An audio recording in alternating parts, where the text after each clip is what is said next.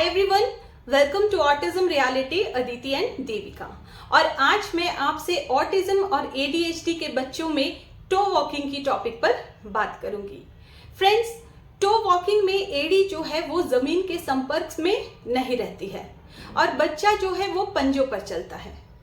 ये चलने का एक पैटर्न है। जनरली जो छोटे बच्चे होते हैं जो अभी चलना सीख रहे हैं उनके लिए टो वॉकिंग आम बात है, लेकिन अगर बच्चा कंटिन्यू टो पर चलता है तो पंजों में डिस्टॉर्शन भी आ सकती है। टो वॉकिंग ज्यादातर सीपी के बच्चों में, डाउन सिंड्रोम के बच्चों में, एडीएचडी के बच्चों में देखा जाता है।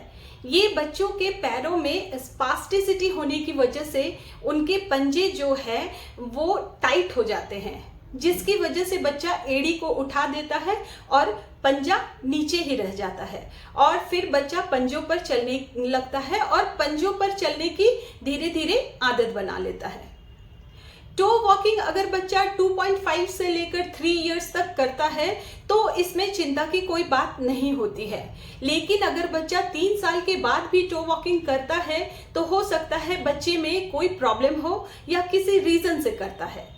तो फ्रेंड्स, रीजन क्या हो सकती है? इनमें सबसे पहला आता है अगर बच्चे को सीपी यानी सेरिब्रल पाल्सी है। इसमें जो है बच्चे को चलने फिरने में दिक्कत आती है, और अगर बच्चे को स्पास्टिक सेरिब्रल पाल्सी है तो फिर बच्चे के पैरों की मसल्स जो है वो स्टिफ हो जाती है और बच्चे को चलने में प्रॉब्लम आती है। और दूसरा, एडीएचडी, डाउन सिंड्रोम, ऑटिज्म के बच्चों में भी टो वॉकिंग की समस्या दिखती है, क्योंकि उन्हें सेंसरी प्रोसेसिंग डिसऑर्डर की समस्या होती है। इन बच्चों के पैरों के तलवे ज्यादा सेंसिटिव होते हैं क्योंकि उन्हें टेक्टाइल डिसफंक्शंस भी होते हैं। तो हो सकता है उन्हें फर्श पर बेयर फुट चलने से जब टाइल्स के संपर्क में आता है, टच होता है, तो बच्चा उसे टच को लेना पसंद नहीं करता, या जब बाथरूम जाता है तो बाथरूम का फर्श गीला होता है तब भी बच्चे को उसमें पैर रखना अच्छा नहीं लगता और वो टो वॉकिंग करने लगता है। और तीसरा कारण हो सकता है अगर अकाइलिस टेंडन की लेंथ छोटी हो।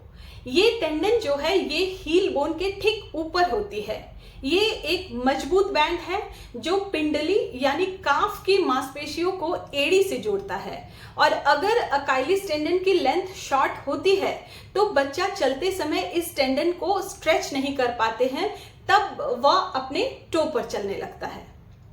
लेकिन अगर बच्चे में इन सभी कारणों में से कोई भी कारण नहीं है, बच्चे की सारी मूवमेंट सही है, तो इसका मतलब है कि बच्चे ने टो वॉकिंग करने की हैबिट बना रखी है।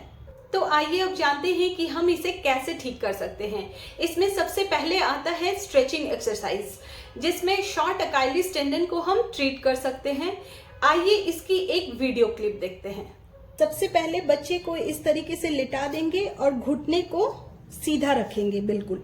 इसके बाद हम एक टॉवल लेंगे, उसको इस तरीके से फोल्ड करेंगे और बच्चे के पैर के नीचे इस तरीके से रख देंगे।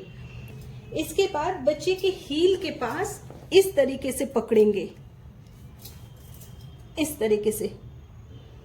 तरीके से पकड़ेंगे और फुट को ऊपर की तरफ मोड़कर स्ट्रेच करना शुरू करेंगे।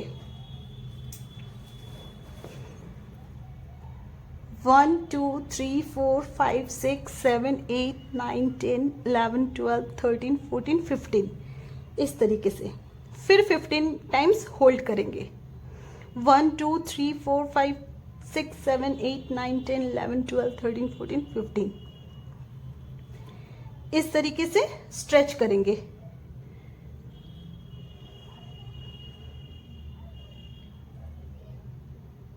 फिर वापस नॉर्मल पोजीशन पे लाएंगे।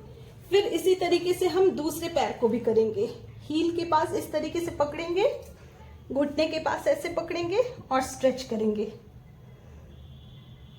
1 2 3 4 5 6 7 8 9 10 11 12 13 14 15 टाइम्स होल्ड करेंगे। फिर 1 2 3 4 5 6 7 8 9 10 11 12 13 14 15 इस तरीके से इसे हम 10 टाइम्स करेंगे, लेकिन ध्यान रखेंगे कि इसमें बच्चे को किसी भी तरीके का पेन ना हो। और दूसरी एक्सरसाइज है अकाइली स्ट्रेच के लिए आप बच्चे को दीवार की ओर मुंह करके खड़ा करेंगे और हथेलियां दीवार पर हो, एक पैर के घुटने को सीधा रखते हुए पीछे रखेंगे और दूसरे पैर के घुटने को आगे की ओर रखते हुए मोड़ेंगे और वॉल पर पुश करेंगे और 15 to 20 सेकेंड्स होल्ड करेंगे। ठीक इसी तरह दूसरे पैर के साथ भी करेंगे। और दूसरा हम ये कर सकते हैं कि बच्चे को AFO यानी एंकल फुट ऑर्थोसिस बच्चे को पहना सकते हैं। इसे आप पहना कर रख सकते हैं और सोते समय, बच्चे के नहाते समय या एक्सरसाइज के टाइम आप उसे खोलकर रख सकते हैं। और थर्ड एक्सरसाइज हम कर सकते हैं सिट टू स्टैंड। इसके लिए हम बच्चे को एक छोटी वाली चेयर पर बैठाएंगे जिससे बच्चे का पैर जमीन से सटा रहे। अब हम बच्चे के पैरों को घुटने से नीचे एंकल से थोड़ा ऊपर पकड़ लेंगे और बच्चे को उठने के लिए कहेंगे और जब बच्चा उठ जाएगा तब हम उसके हील्स को नीचे की ओर प्रेस करेंगे ताकि बच्चा पूरे पैरों पर खड़ा हो सके, सिर्फ टो पर नहीं।